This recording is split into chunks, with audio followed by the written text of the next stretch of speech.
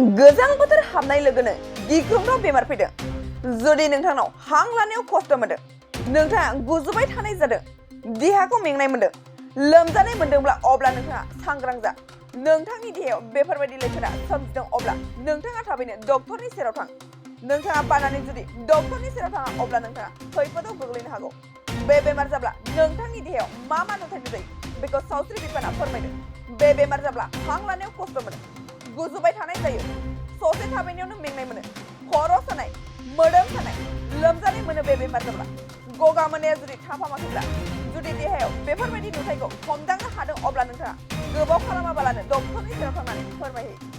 बाजाज कम्पानिनि बाइक सालायनो मोजां मोनग्राफोरनि थाखाय गोजोनथाव खौरां।